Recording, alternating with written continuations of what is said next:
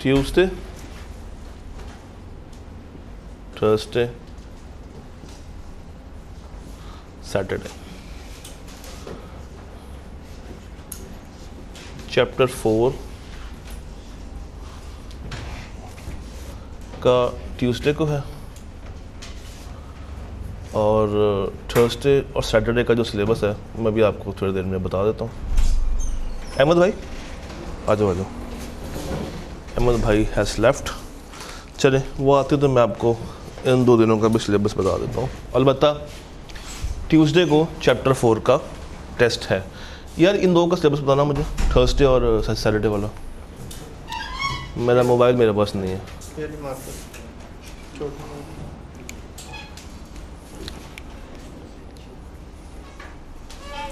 बताइएगा। थर्सडे पे किसका है और सैटरडे पे किसका है? थर्सडे को चैप्टर 4, वो ट्यूसडे को हो गया ना, 4th। हाँ, थर्सडे को है चैप्टर 6 एंड 8 और सैटरडे को 4, 6 एंड 8, 4, 7, 8।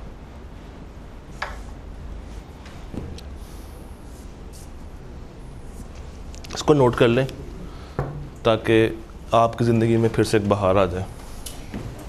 ठीक है ना? सर एक और एडिशन कर। हाँ जी बताएं। Assignment test mock. Assignment ATM। जी क्या बात है। AT ये M4 बॉर्डर में 4।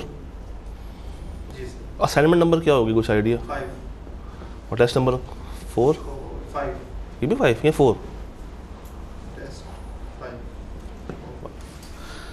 5/4 कुछ भी हो सकता है।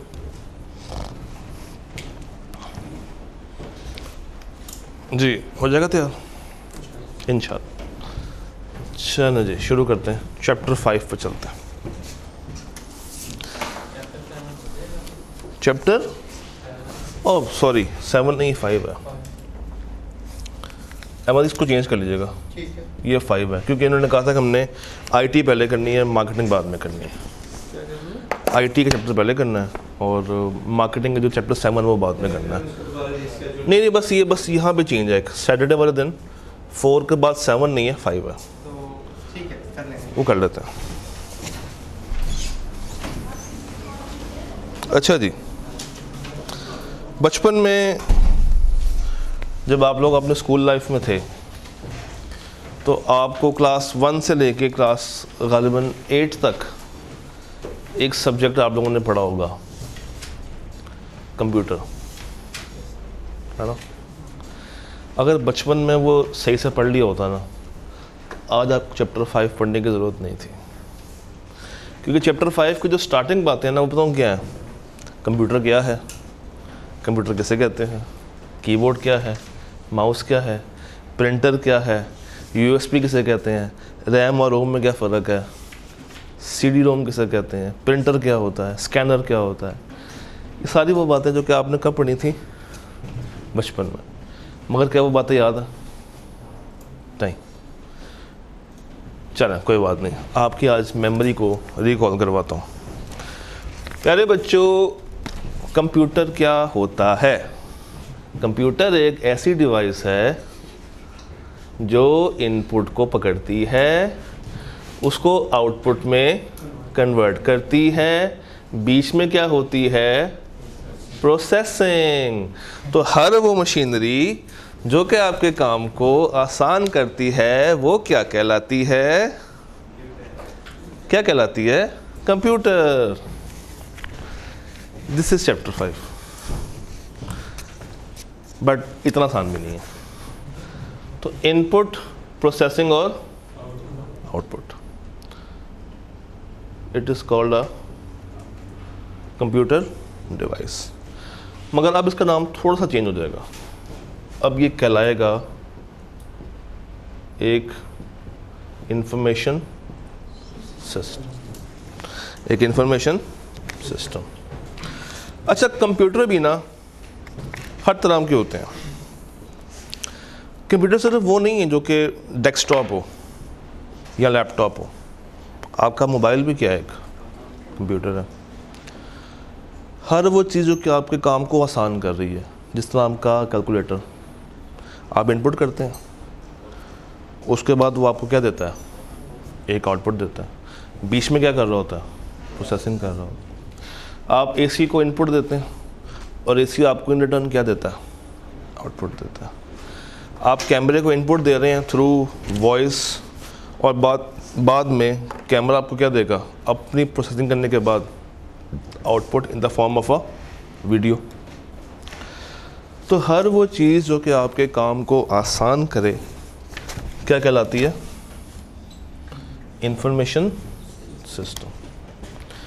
और ये इंफॉर्मेशन सिस्टम के अंदर हम पढ़ते हैं इंफॉर्मेशन टेक्नोलॉजी, आईटी, और ये कहलाता है आईएस। तो एक आईएस हो गया और एक आईटी हो गया। आइए ज़रा पेज 34 पे, पेज 34 पे आ जाए। कंप्यूटर सिस्टम, डेफिनेशन क्या है, computer is an electronic device that processes data, किस में, इनटू अ यूजफुल इंफॉर्मेशन। और डाटा को किसी ने क्या किया होगा, पहले इनपुट किया होगा।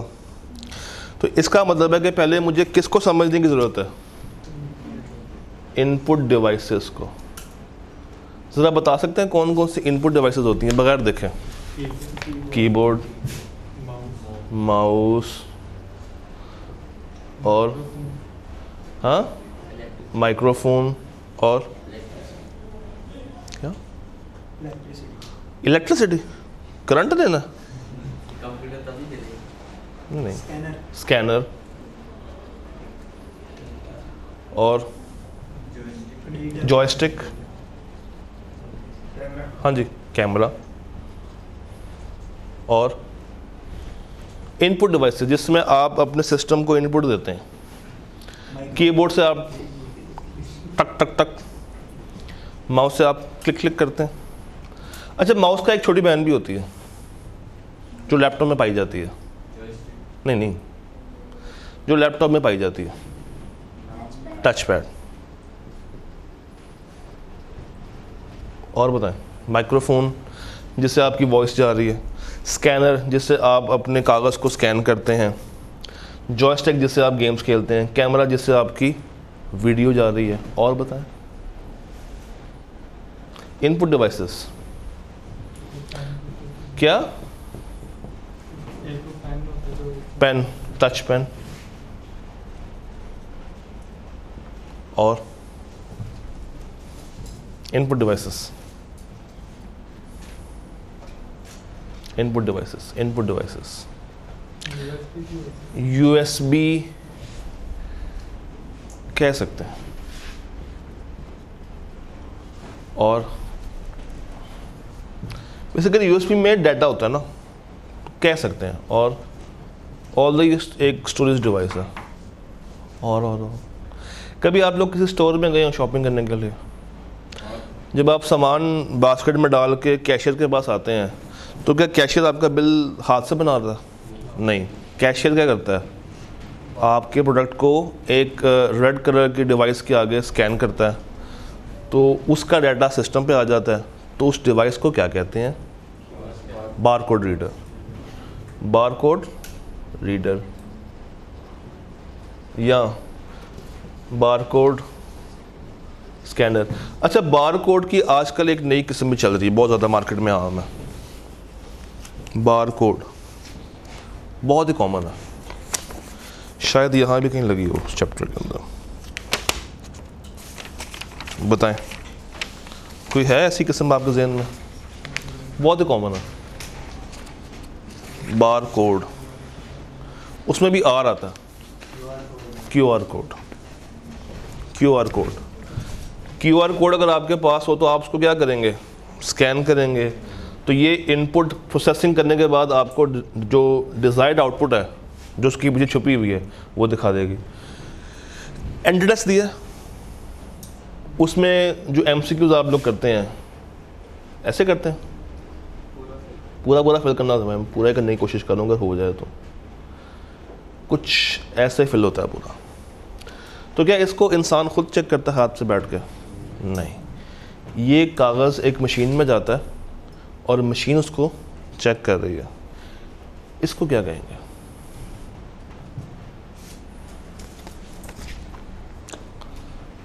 इसे क्या कहेंगे? Optical mark reader.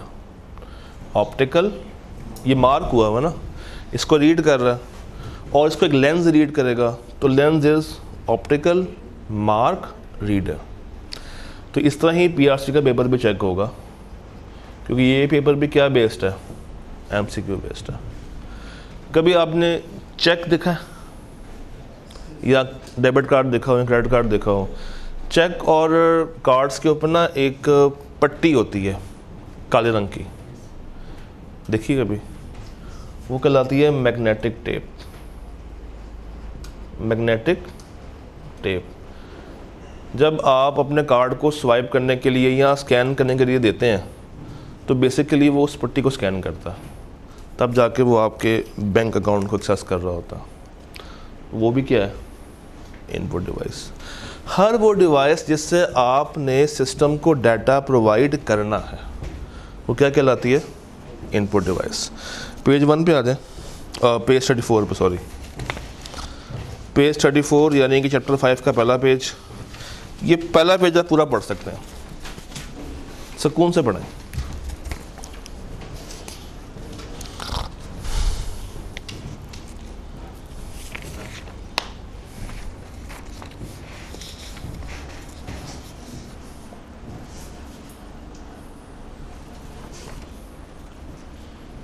ये पहला पेज अब आप लोग तसल्ली के साथ रीड कर सकते हैं।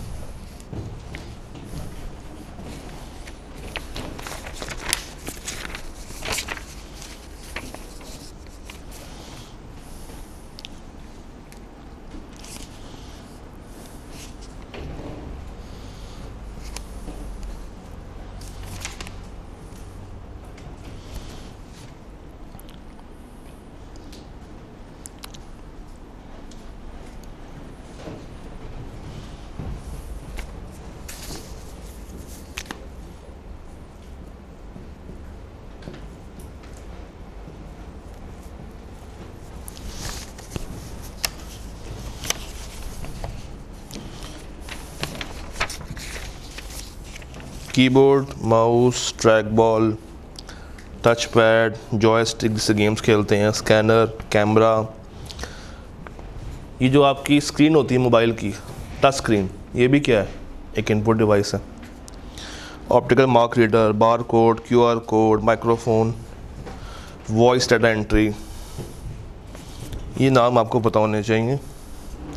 हो सकता है कि आईकैब आपको उसका फंक्शन दे दे और कहे के बताएं ये फंक्शन कौन से इनपुट डिवाइस का है, या आपको इनपुट डिवाइसेस के बारे में ऊपर बता दे और कहे कि इसका रेलेवेंट फंक्शन बताएं एमसीक्यूज़ के अंदर।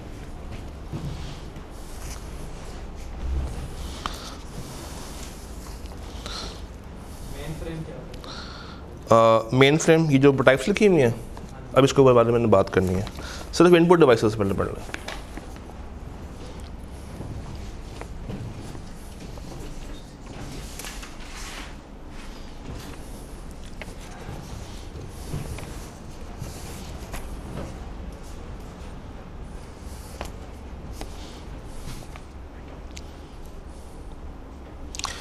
ये जो आपका होता है ओके गूगल, इससे क्या होता है बोलने से? ओके गूगल कभी ट्राई किया स्मार्टफोन के साथ? कभी किया ट्राई?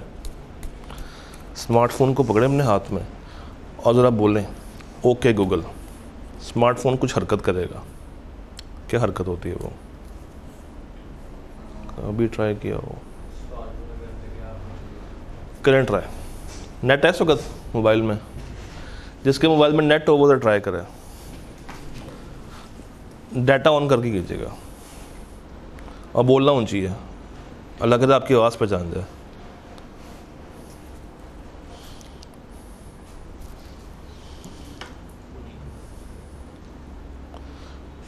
बोलो ओके गूगल। हाँ जी, एक आंटी बोल रही हैं, अगर आपने आवाज़ खोली हो तो। दोबारा ट्राई करें। अच्छा, आवाज़ क्यों बंद की हुई थी? अच्छा, दोबारा बोलो। Okay Google.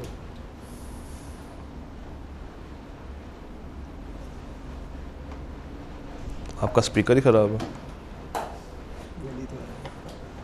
क्या कह रही है? Okay Google.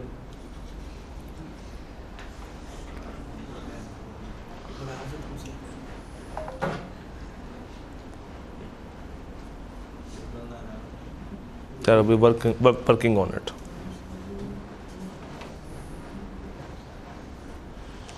वो कहती है मोबाइल चोरी गया, मैं तुम्हें जानते नहीं कौन हो तुम। जा यार, तुमने गूगल वाले को भी नाराज़ कर दिया बेचारी को। जब इसके साथ तुम्हारा ये स्लोक है तो घर वाले के साथ क्या स्लोक होगा तुम्हारा? जा यार, डिसअपॉइंट किया लड़के। Anyone else? बेसिकली ये वॉइस डाटा असिस्ट है। अगर आपके हाथ बिजी हैं या अगर आप ज़्यादा वो एआई वाला टच करना चाहते हैं अपने स्मार्टफोन के साथ, तो जिस तरह नहीं वो आयरन मैन में आवाज़ आती है, किसकी भला? जारविस की। किसी ने देखा हो? मैं किससे बात कर जाता हूँ, इससे क्या होगा? बेसिकली वो मेरे बोलने से ना हर वर्ड को पढ़ रहा है मगर उसकी आवाज़ बंद हुई है। ओ भाई जज्बाती, वापस आ जा। तो वो एक आवाज़ देता है अपने एआई को, उसका नाम क्या होता है? जारविस। देखा? किसने देखा? बस वो आवाज़ कैसी होती है? मैं कदों क्या आवाज़ औरत दी होती है, आवाज़ कैसी होती है? आवाज़ कैसी होती है? क्या कहता है वो उसको?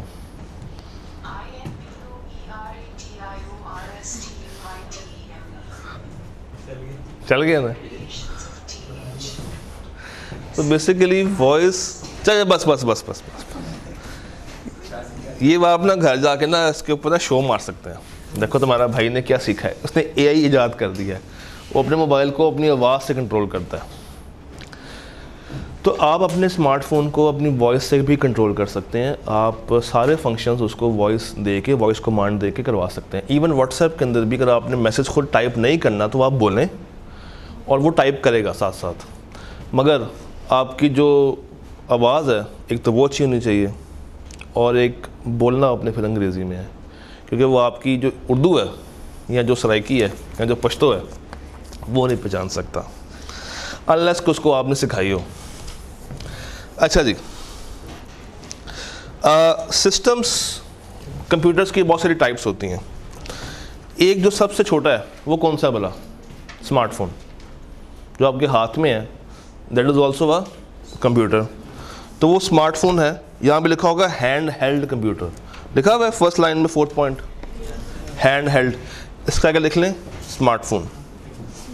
स्मार्टफोन क्या क्या चीज़?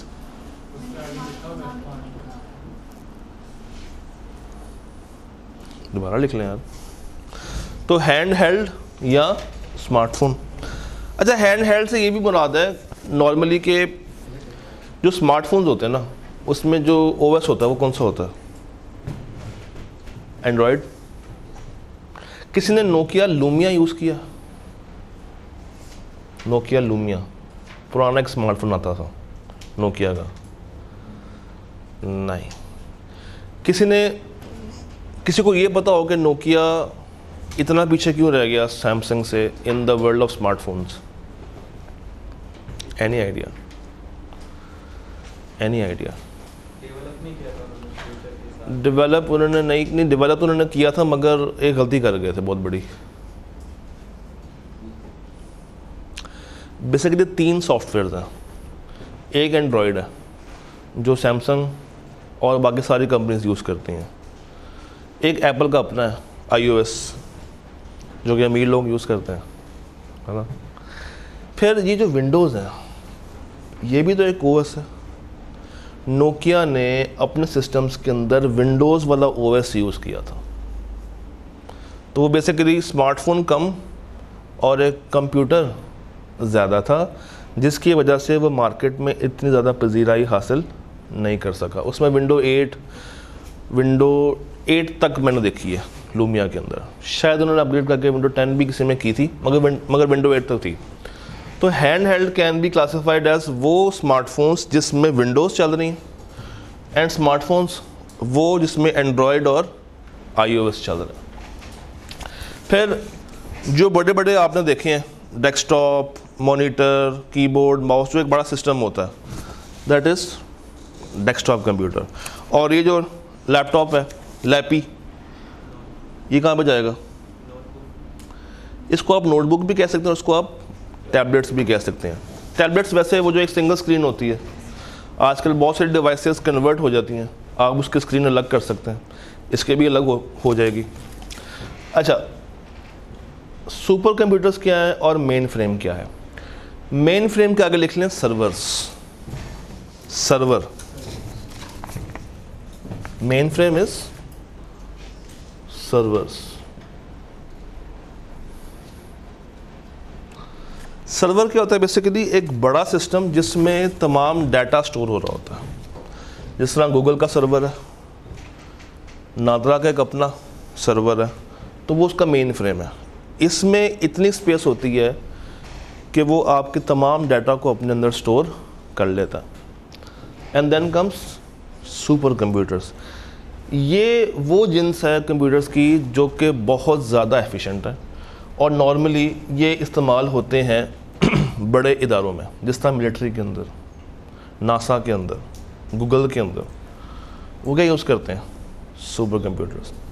तो इसी को अगर आप थोड़ा सा मज़ीद बेहतर बना लें, बल्कि मज़ीद से मज़ीद तर बेहतर कर लें, तो it will become super computers. खैर आगे आपने ये आपसे पूछना तो खैर है नहीं। अब आगे आ जाएं पेज 35 पे। अच्छा जी, इनपुट आपने दे दी, मुझे आपने बतानी है 5 आउटपुट डिवाइसेस। स्पीकर, क्या? प्रिंटर, एलईडी या स्क्रीन, मॉनिटर और प्रोजेक्टर और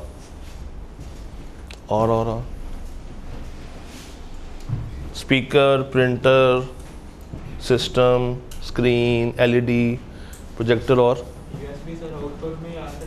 यूएसबी आउटपुट में नहीं आती। बेसिकली यूएसबी आपको कुछ दिखा तो नहीं रही, ना कुछ दिखा रही ना कुछ सुना रही है, वो तो डाटा लेके आ रही है बेचारी। और बताएं,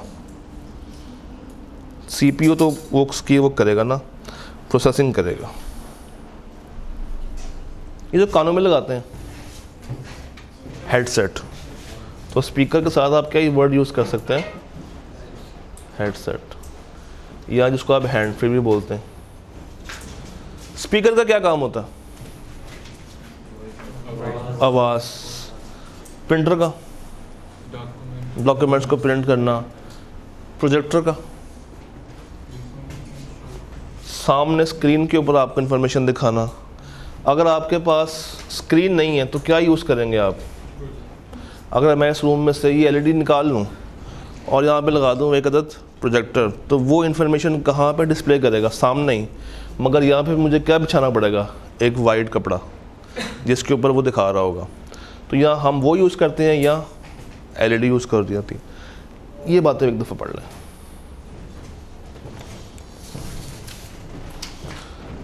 अब अगर आपने मुझसे पूछा ना कि सर ये कैथोड रे किसे कहते हैं, तो मैं कहूँगा याद करो, आपने फिज़िक्स में पढ़ी थी। नहीं, फिज़िक्स में भी थे। फिज़िक्स इतने मुझे नहीं भुला हुआ, फिज़िक्स में थी। चैप्टर भी शायद मुझे याद हो जाए। सेकेंड ईयर में थी ना? सेकेंड ईयर में थी ना? चैप्टर 11 था गालिबन। 15 हैं? 14 में थी, रटा लगाया उन्होंने। चले एक दफ़ा इसको देख लें।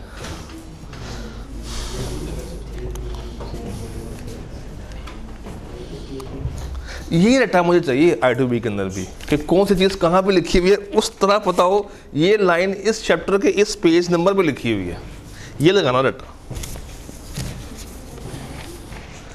जी। इसको एक दफ़ा देख लें।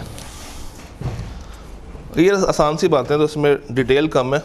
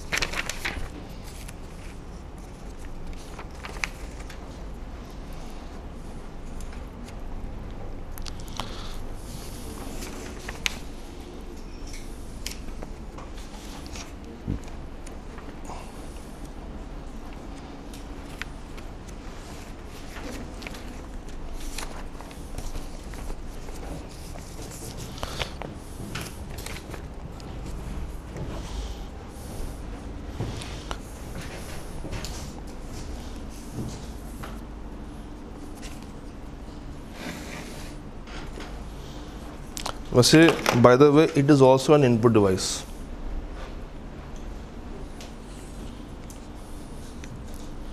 टीवी का रिमोट भी क्या है? एक इनपुट डिवाइस। ये मार्कर भी क्या है? एक इनपुट डिवाइस।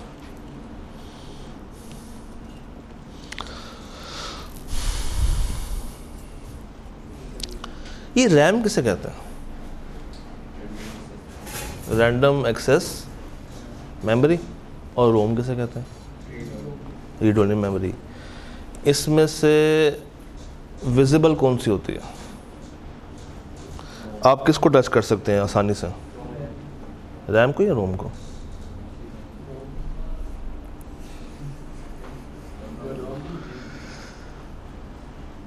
बताएं। रैम भी सिस्टम से निकल आ सकती है, बाहर निकल आती है। और रोम, ये जो हम कहते हैं 4 GB और 128 GB, इसमें 4 GB क्या है? रैम। और 128 क्या है? ये रोम है। आप दोनों को टच कर सकते हैं। जब आप सिस्टम खोलते हैं तो आपके हाथ में रैम भी आ सकती है और रोम भी आ सकती है। ये कहलाती हैं आपकी प्राइमरी स्टोरेज, जो कि बाय डिफ़ॉल्ट सिस्टम के अंदर इनबिल्ट होती हैं। कैशे मेमोरी क्या होती है?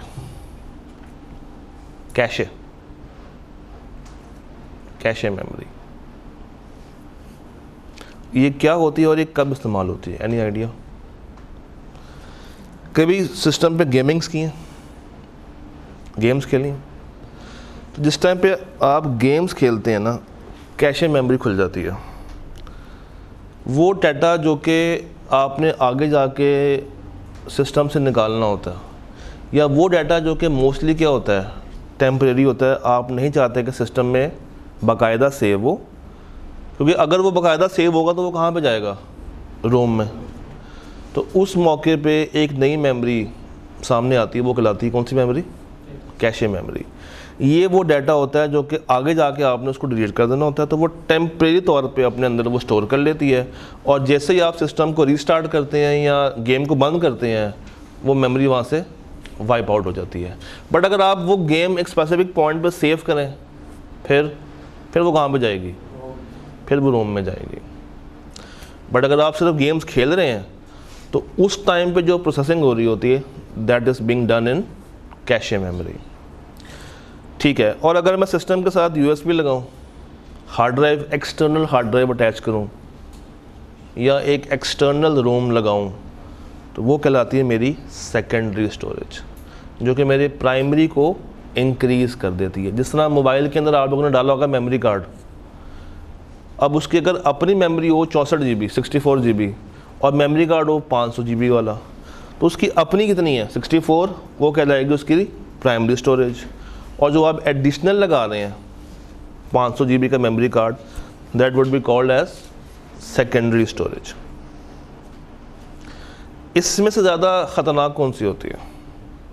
कौन सी ज़्यादा वायरस कैच करती है? प्राइमरी या सेकेंडरी? सेकेंडरी ज़्यादा वायरस कैच करती है और ये ज़्यादा नाजुक भी होती है। फिर आती है ऑफलाइन स्टोरेज। कभी G ड्राइव का वर्ड सुना?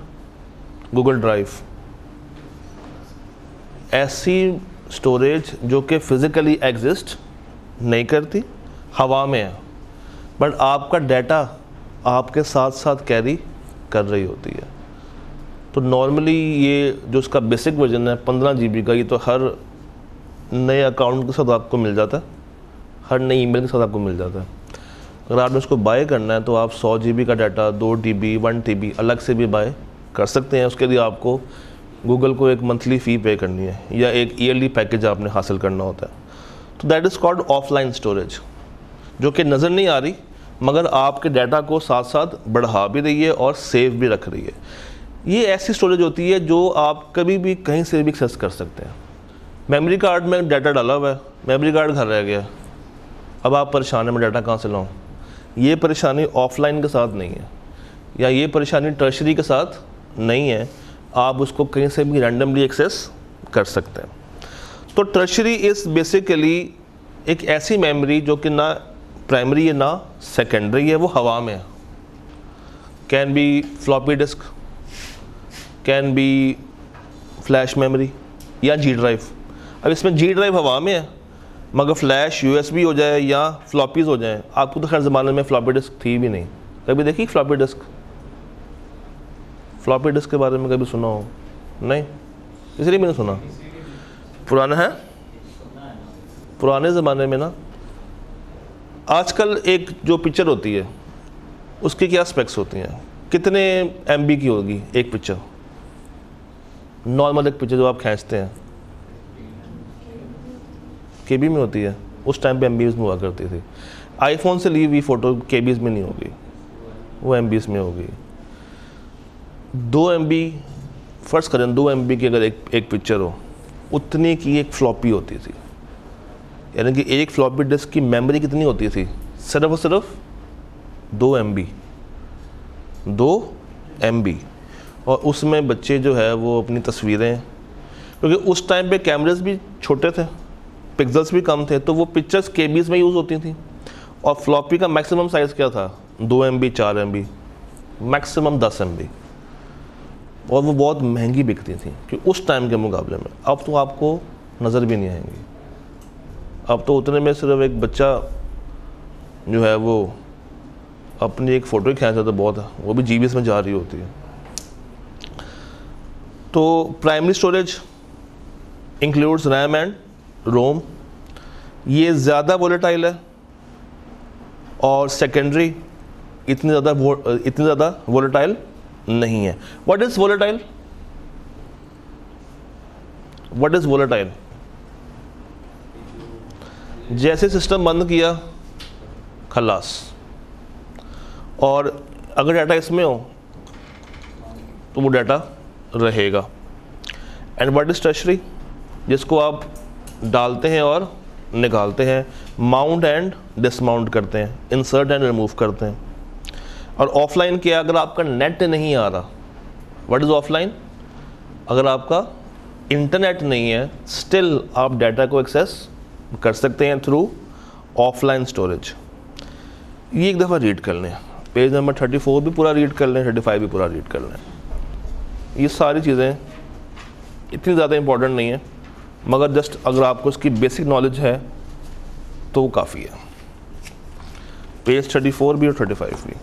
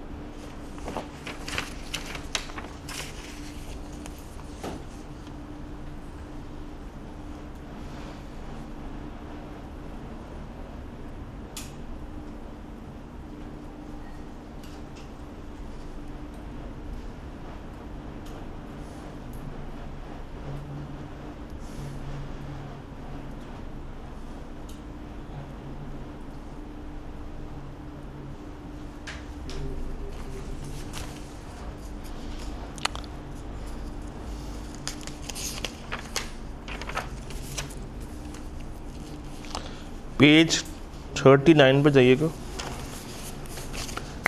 पेज 39 सबसे ऊपर देखे जाके एक डेफिनेशन आ रही है, किसकी है भला? कंप्यूटर इसको रीड करें तो मुश्किल बात है तो मुझे बताएं।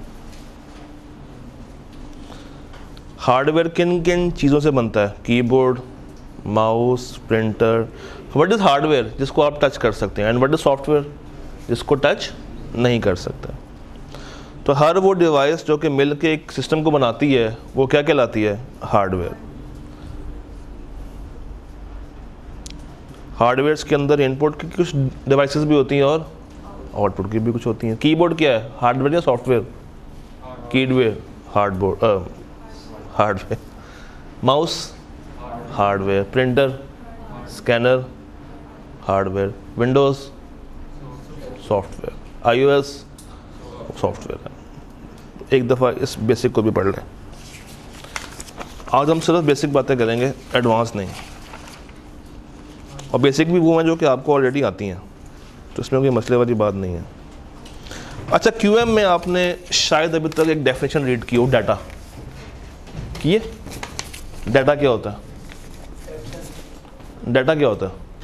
Facts and figures. पेज 38 पे आए। डाटा 38, इससे पिछला। भाई डाटा क्या है? Set of values. It can be in the form of English words, Urdu words, numbers, figures, facts. आपने जब कॉलेज में एडमिशन लिया तो कॉलेज ने आपको एक फॉर्म दिया होगा, एडमिशन फॉर्म।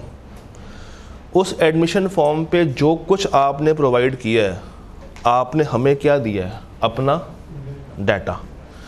वो डाटा अंग्रेज़ी में भी है, वो डाटा नंबर्स में भी है, वो डाटा अगर आप चाहें तो उर्दू में भी दे सकते हैं। हर वो चीज़ जो कि आपने हमारे साथ अपनी शेयर की है वो क्या कहलाई जाएगी? डाटा। अच्छा, कॉलेज ने आपका डाटा ले लिया, क्या करेगा कॉलेज? उसका फॉर्म का क्या किया होगा कॉलेज ने? बाद में अपने पास रख लिया होगा, अपने पास फाइल में लगा लिया होगा। मगर क्या उस कागज़ को कोई नुकसान दे सकता है? क्या उस कागज़ को आग लग सकती है? क्या उस कागज़ को फाड़ सकते हैं? क्या उस कागज़ को चुराया जा सकता है? तो मैनेजमेंट ने क्या किया होगा? अगला स्टेप, उस कागज़ को पकड़ा होगा, उस पर जो बातें लिखी होंगी उसको एंटर किया होगा किसमें? सिस्टम में। फ़र्ज़ करें एक सिंपल सी फाइल बनी हुई एक्सेल की। एक्सेल तो यूज़ किया ना। एक्सेल में कुछ कॉलम्स होती हैं, कुछ रोज़ होते हैं। तो हर बच्चे का जो इन्फॉर्मेशन है वो उस कॉलमनर और रोज़ के अंदर आ रही है, और वो एक्सेल की फ़ाइल सिस्टम के अंदर पड़ी हुई है। तमाम बच्चों का डाटा अब किस में आ रहा है? एक एक्सेल की फ़ाइल में आ रहा है। क्या उस एक्सेल की फ़ाइल को मैं डेटाबेस कह सकता हूँ? डेटाबेस क्या होती है? एक ऐसा सिस्टम जिसमें तमाम डाटा क्या हो रहा है? स्टोर किया जा रहा है। वो डाटा कॉलेज ने आपसे लिया हार्ड फॉर्म में, बट अब कॉलेज ने क्या करना है? उसको सॉफ्ट फॉर्म में कन्वर्ट करना है। कि आपसे कन्वर्ट करवाया गया है? नहीं, अपने नुमाइंदों से करवा रहे हैं। और वो डाटा उस बंदे ने बैठ के टाइप किया होगा इनटू अ एक्सेल सॉफ्टवेयर। अब वो क्या बन गया? आपका डाटाबेस। डाटाबेस को चलाने के लिए जो सिस्टम चाहिए होता है वो कहलाता है डाटाबेस सिस्टम। क्या कहलाता है? Database system. तो डाटा क्या है? Facts, figures. It can be recorded on a paper. जो आपने तस्वीर खींची है वो या बिट्स में आएगी या बाइट्स में आएगी, तो वो भी क्या है? बेसिकली आपका data. Facts of a living persons. Business data is all the information जो कि रिलेट करता है विद अ कंपनी। आपसे जो इन्फॉर्मेशन लिया है वो बेसिकली आपका क्या है? Data. Such as sales data, customer contact information और इवन वेबसाइट ट्रैफिक स्टैटिस्टिक्स। आपने जब कोई गेम कभी डाउनलोड की हो प्ले स्टोर से या ऐप स्टोर से, तो गेम के साथ साथ वो कुछ डाटा आपसे मांगता है। आपका नाम क्या है, आपकी एज क्या है, इस तरह का डाटा वो आपसे ले रहा होता है, तो क्या करता है उस डाटे का? अपने पास स्टोर करता है, और बाद में जब देखा जाता है कि ये गेम कौन से बच्चे ज़्यादा खेल रहे हैं, तो वो फिगर्स कहाँ से आएंगी? उसी डाटा से आएंगी। तो डाटा हमें हेल्प करता है आगे जाके चीज़ों को एनालाइज करने में। जब तक हमारे पास सही डाटा अवेलेबल नहीं होगा, हम चीज़ों को सही से एनालाइज नहीं कर सकते। हर इदारा डाटा लेता है। जब आप अपना एक नया गूगल की आईडी बनाएं या कोई नई ईमेल बनाएं, तो आपसे पूछता है आपका नाम, आपका लास्ट नेम, आपका एड्रेस, आपका मोबाइल नंबर, ये नंबर, वो नंबर। ये बेसिकली गूगल आपसे क्या ले रहा है? आपका डाटा ले रहा है। और क्या हमें डाटा हर बंदे को देना चाहिए? नहीं। बट क्या आप लोग हर बंदे को अपना डाटा दे देते हैं? यस। कभी देखा हो कोई नई ऐप डाउनलोड की है, कोई नया सॉफ्टवेयर डाउनलोड किया है, कोई नई गेम, तो आपको एक लंबी सी लिस्ट आती है कि क्या आप इन चीज़ों के ऊपर एग्री करते हैं। और कभी वो आपने लिस्ट पढ़ी हो, एंड पर जाके बस क्या कर देते हैं? टिक लगा देते हैं। कभी उसको खोल के पढ़ के देखा? नहीं, मैंने भी नहीं देखा आज तक। क्यों? क्योंकि अल्टीमेट पर्पस क्या होता है? वो सॉफ्टवेयर को इस्तेमाल करना। तो हमारा ध्यान उसकी तरफ जाता ही नहीं है। मगर वो आपको एक पूरा मौका देते हैं कि एंड तक आओ, रीड करते करते आओ, और फिर जाके उस पर क्या करो? टिक करो कि क्या आप इसे एग्री करते हैं या नहीं करते। अगर वो चाहें तो वो टिक सबसे ऊपर भी लगा सकते हैं। जब आपने टिक ही करना है तो सबसे ऊपर लगा दें। नीचे जाके लगाने का क्या मकसद होता है? कि शायद आप उसको रीड करते हुए नीचे आएंगे और तब आके क्या करेंगे? उसको एक्सेप्ट करेंगे। उसमें बहुत सारी बातें होती हैं, जिस तरह फॉर एग्ज़ाम्पल हम आपका डाटा थर्ड पार्टीज़ के साथ शेयर कर सकते हैं, हम आपके डाटे को इस्तेमाल कर सकते हैं, मगर आप बिला देखे उसको बस क्या कर देते हैं?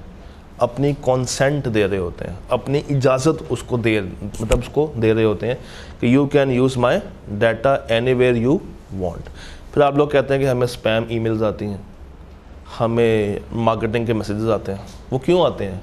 क्योंकि आपने उनको अलाउ किया है कि आप अपना डाटा कहीं भी इस्तेमाल कर सकते हैं। फेसबुक वाले आपका डाटा यूज़ कर देते हैं, आपकी लोकेशन यूज़ कर रहे होते हैं। इसी तरह जब आप कोई गूगल फॉर्म यूज़ करते हैं, कभी यूज़ किया? फॉर्म यूज़ किया? नहीं। वो भी आपसे आपका डाटा डिमांड कर रहा होता है। तो डाटा तो आ गया, स्टोर कहाँ पे किया जाएगा? इन अ डाटाबेस। और इसको इस्तेमाल करने के लिए हमें क्या चाहिए होगा? एक अदर सिस्टम। वो क्या कहलाएगा? Database management system, DB। एक दफ़ा इसको बस रीड कर लें हल्का सा, फिर उसको तफसीलन देखते हैं। एक सरसरी सा बस देख लें, फिर उसको आगे चलते हैं।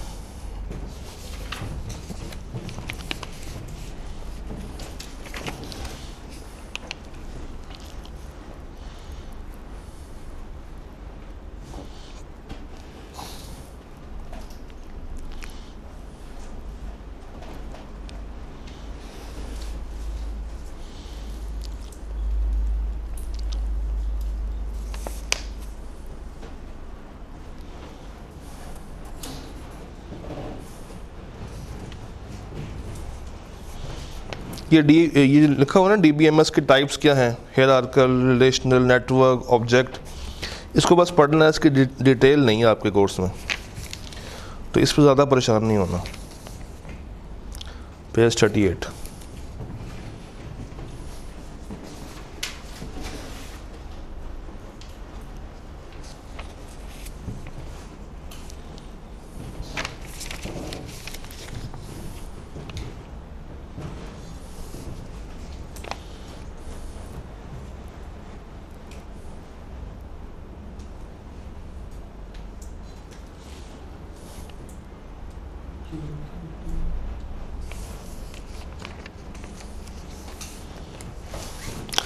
चलिए साथ साथ रीड करते हैं। Data are a set of values, qualitative and quantitative variables about one or more persons or objects. One or more से क्या मुराद है? एक बच्चे का और एक से ज़्यादा बच्चे का data in the form of qualitative और क्वांटिटेटिव। इन दोनों में क्या फ़र्क होगा? What is quantitative and what is qualitative, ये बताएं। क्वांटिटेटिव डील करता है क्वांटिटी के साथ, कि एक क्लास में अगर 30 बच्चे हैं तो 30 बच्चों का डाटा आ रहा है या नहीं आ रहा। क्वालिटेटिव इज़ कि डाटा जो हमने लिया है वो कितना ज़्यादा रेलेवेंट है और कितना ज़्यादा रिलायबल है। लिख लें, quality deals with relevance and reliability. कितना ज़्यादा वो डाटा रेलेवेंट है और कितना ज़्यादा वो डाटा रिलायबल है।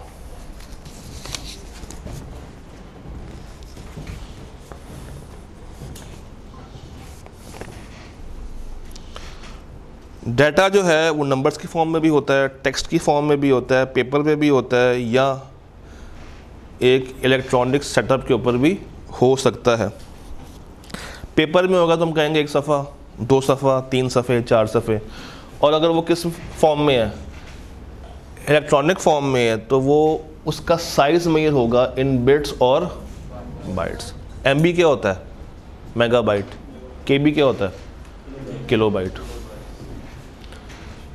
Business data is all the information that is related to a company, such as sales data, customer contact information, and even website traffic stats. आप जब किसी भी जगह से शॉपिंग करने जाएं तो वो शायद आपको एक कागज़ दें कि मैम इस कागज़ को या सर इस कागज़ को फिल कर दें, हमने आपसे आपका डाटा लेना है। जब वो डाटा आप उनको देंगे तो वो इन रिटर्न आपको कुछ मार्केटिंग के मैसेजेस भेजेंगे। इस पर लिखा होता है कि हम लोग इस टाइम से लेकर इस टाइम तक ये वाली ऑफ़र लगा रहे हैं। ऐसा ही होता है। कॉलेज ने भी आपसे क्या लिया हुआ है? डाटा लिया हुआ है। तो जब भी कोई नया बैच स्टार्ट होगा, कोई भी नई इन्फॉर्मेशन आप तक पहुंचानी होगी, तो हम लोग आपके ही दिए हुए नंबर्स के ऊपर क्या करेंगे? मैसेजेस करेंगे, आपसे रब्ता करेंगे। तो क्या मैं कह सकता हूँ कि आपका डाटा बिक सकता है? डाटा बिकता है, डाटा बिकता है। मार्केटिंग कंपनीज डाटा खरीदती हैं। क्यों? कस्टमर तक पहुंचने के लिए, कस्टमर तक एक्सेस हासिल करने के लिए। टेलीकॉम जो कंपनीज हैं, आपने अक्सर देखा होगा सड़कों के ऊपर सिम वाले खड़े होते हैं, कहते हैं कि उनसे हमें सिम्स परचेज़ नहीं करने चाहिए। क्यों? जो डाटा आप उनको प्रोवाइड कर रहे हैं वो डाटा सेफ़ नहीं है। अगर आपने सिम वगैरह परचेज़ करनी है तो नॉर्मली कहाँ से करें? फ्रेंचाइज जाके उनसे करें। तो डाटा अगर आप किसी को दे रहे हैं तो फिर आपको देखना पड़ेगा कि वो डाटा कितना सिक्योर और कितना अनसिक्योर्ड है। ये डाटा को प्रोसेस किया जाता है into meaningful and useful information. हर डाटा हर बंदे के लिए इक्वली यूज़फुल नहीं होता। जब आप पैदा हुए थे तो सबसे पहले आपने डाटा किसके साथ शेयर किया था? पैदा होता साथ ही। जब आप अभी पैदा ही होकर बाहर ही आए थे तो तब भी आपका डाटा आपसे लिया गया था। पता है किसने लिया था? ना तो बाद में आता है। एक पर्ची बनती है, जन्म पर्ची, जो सबसे पहला डाटा आपके पेरेंट्स आपके बारे में हॉस्पिटल को देते हैं। जन्म पर्ची। अभी उसको शायद आपका नाम आ रहा हो या ना आ रहा हो, मगर आपकी date of birth, time of birth, place of birth, room number और आपका ब्लड ग्रुप, ये सारा उस पर्ची में लिखा होता है। फिर जब आप थोड़े से बड़े होते हैं, कोई 2-3 साल के, फिर आपका डाटा कहीं जाता है। कहाँ पे जाता है? नादा तो बहुत दूर की बात है, स्कूल में जाता। उससे पहले शायद आपका बे फॉर्म बन जाए। अगर बे फॉर्म पहले बन गया तो नादरा के पास जाएगा। अदरवाइज सबसे पहला डाटा, जो प्रॉपर डाटा, वो कौन लेता है आपसे? आपका स्कूल। स्कूल लाइफ से आगे आए, उसके बाद कहाँ पे जाएंगे? तो फिर डाटा कौन लेगा? कॉलेज। उसके बाद यूनिवर्सिटी, बीच में नादरा भी कहीं आ जाएगा। तो वो डाटा बेसिकली, हर डाटा का मेन काम क्या होता है? बिजनेस को एनालाइज करना, कौन सी हमारी रेलेवेंट मार्केट है, कौन सी नहीं है, टारगेट ऑडियंस ढूंढना। अगर मुझे फ़र्ज़ करें CA को बेचना है तो किस एज से लेकर किस एज तक बेच सकता हूँ? कौन सी एज ज़्यादा अप्रोप्रिएट है? 18 साल से लेके शायद 25 साल तक। तो क्या एक ऐसा डाटा जो कि 1 साल से लेके 17 साल तक के लोगों का है मेरे लिए रेलेवेंट है? नहीं। 26 से लेके ऑनवर्ड्स रेलेवेंट है? नहीं। तो मुझे मार्केटिंग कंपनीज के पास जाके उनसे कहना पड़ेगा कि भाई मुझे वो डाटा दो जिसमें एज लिमिट क्या है 18 से, तो मेरे लिए रेलेवेंट क्या बन गया ये डाटा। इसी तरह ब्लड ग्रुप्स, एक हॉस्पिटल को ब्लड चाहिए और ए पॉजिटिव चाहिए, तो हर वो पेशेंट जिसने शुरू में अपना डाटा दिया होगा और साथ ब्लड ग्रुप लिखवाया होगा, क्या सबका ए पॉजिटिव होगा? नहीं। तो रेलेवेंट डाटा कौन सा मुझे फिल्टर आउट करना पड़ेगा? ए पॉजिटिव। ये डाटा स्टोर कहाँ पे किया जा रहा है? डाटा बेस में। अब ये पढ़ते हैं। Database is an electronic filing system that collects and organises data and information. ऐसा सेटअप जिसमें डाटा कलेक्ट भी हो रहा है और आप साथ साथ उसको ऑर्गेनाइज भी कर रहे हैं। अच्छा, इसका फ़ायदा क्या होगा? ऑर्गेनाइज करने का फ़ायदा क्या होगा? वक्त आने पे आप उसको आसानी बाहर निकाल सकते हैं। It is the core of business information system. की users tap into databases to access the information they need, whether for placing inventory orders, scheduling production or preparing long range। जो एक बिजनेस है उसने ये देखा है कि पिछले 10 साल में प्रोडक्ट ए, प्रोडक्ट बी और प्रोडक्ट सी बहुत बिक रहे हैं as compared to product X, Y and Z. Total 6 हैं, ए, बी, सी और एक्स, वाई, जी। मगर बिक कौन से ज़्यादा रहे हैं? ए, बी, सी। फिर देखेगा ये कि ए कौन सी कस्टमर रेंज बाय कर रही है, बी और सी कौन से कस्टमर्स बाय कर रहे हैं। फर्स्ट करें, ए बाय कर रही है यूथ, बी बाय कर रहे हैं मिडिल एज और सी बाय कर रहे हैं जो लोग बूढ़े हो चुके हैं। ये डाटा कंपनी के पास कहाँ से आएगा? कंपनी का काम तो प्रोडक्शन करना है, वो तो डाटा बना रही है, वो तो इन्वेंट्री बनाई जा रही है, बेचती जा रही है। ये डाटा किस तरह आएगा इनके पास कि ये ज़्यादा बिक रहा है, ये कम बिक रहा है? कैसे आएगा? सेल्स से आएगा। जो सेल्स डिपार्टमेंट है, अगर आप लोग गौर करें तो आजकल नॉर्मली हर बड़ा स्टोर या इवन छोटा स्टोर भी आपको फिज़िकल रसीद नहीं दे रहा।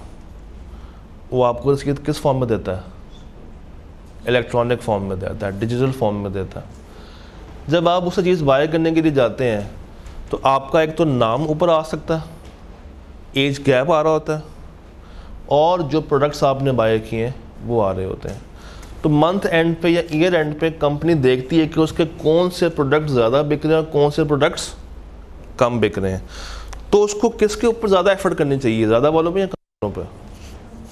जिसकी सेल्स ज़्यादा है, जिसकी डिमांड ज़्यादा है। तो ये सारा फैसला कैसे होगा? बाय कलेक्टिंग अ डाटा। और डाटा कलेक्ट तो हो गया, स्टोर कहाँ पे हो रहा है और किस फॉर्म में स्टोर हो रहा है? In an organise setup. इसके मुताबिक वो रेलेवेंट इंफॉर्मेशन वहाँ से क्या करेंगे? एक्सट्रैक्ट करेंगे और उसके मुताबिक डिसाइड करेंगे कि कितनी हमें इन्वेंट्री चाहिए, कौन सी हमें क्या करनी है, प्रोडक्शन करनी है, और लॉन्ग रेंज में कौन सी इन्वेंट्री हमारे काम आएगी, कौन सी हमारे काम। इससे क्या होगा? वो लॉसेस से बच सकता है। भाई अगर प्रोडक्ट एक्स ने आगे जाके बिकना ही नहीं है तो क्या ये लोग बनाएंगे? नहीं। इनकी एफर्ट किस पे होगी? ए, बी और सी पे होगी। अच्छा जी, DBMS पढ़ लें, फिर आपको बताता हूँ क्या DBMS।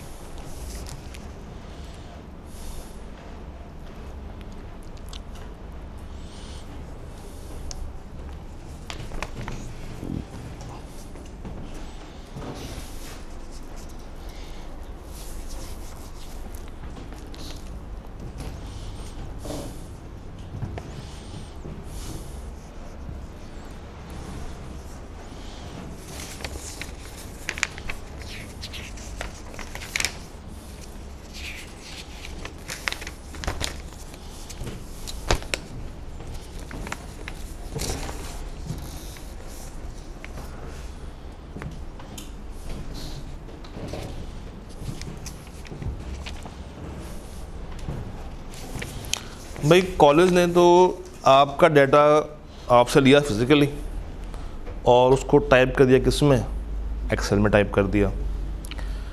ये एक्सेल का जो डॉक्यूमेंट होगा, जो फाइल होगी, वो अभी कहाँ पड़ी हुई है, सिर्फ एक सिस्टम के अंदर।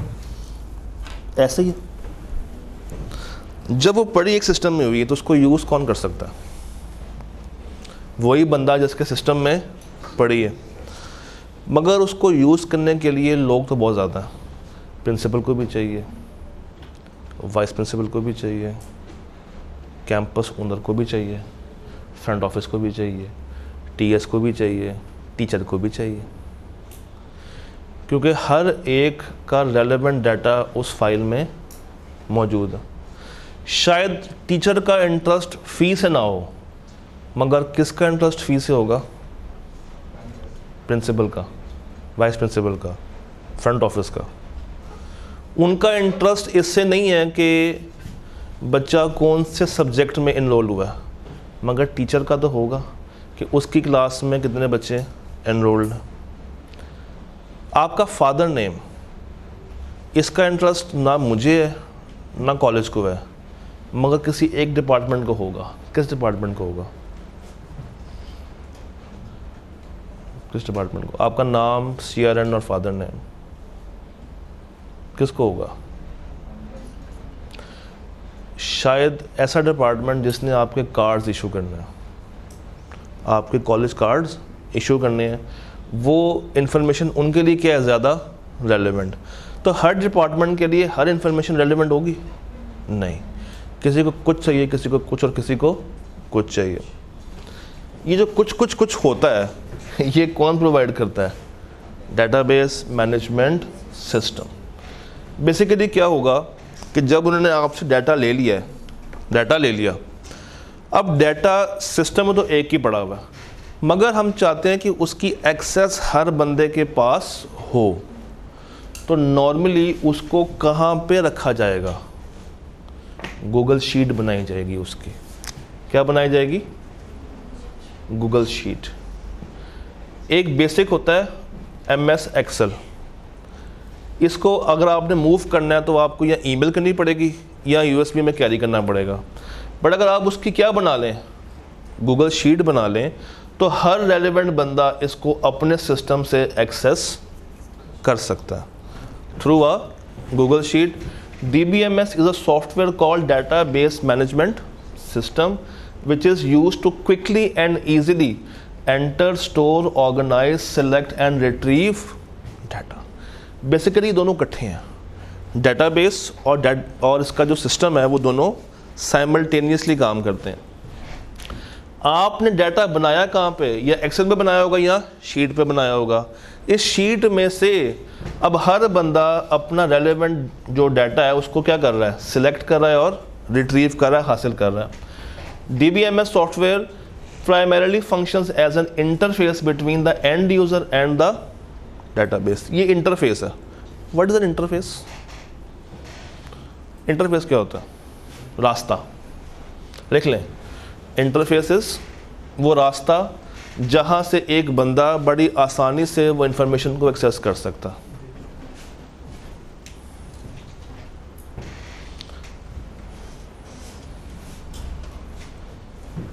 ये डिफरेंट टाइप्स के होते हैं, हायरार्किकल, रिलेशनल, नेटवर्क, ऑब्जेक्ट। ये बस आपके जहन में होने चाहिए, MCQ के लिए शायद आ जाए, मगर इसका फंक्शन क्या है इसको किताब ने कभी भी एक्सप्लेन नहीं किया।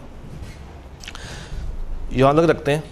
यहाँ तक आपने तो इसको रीड करके आना है, कल इसी को रिवाइज करके इसके साथ मैं जोड़ूंगा फिर IS और IT को। डन। तो पेज नंबर कौन कौन से एक दफ़ा नोट फिर से कर लेते हैं, हमने क्या क्या कवर कर लिया है, क्या क्या नहीं किया। Page 34 all done, 35 all done, उसके बाद 38 और 39 का पहला हार्डवेयर की डेफिनेशन। ठीक हो गया। कल मुलाकात करते हैं बाकी बातों के साथ, तब तक के लिए अल्लाह हाफ़िज़।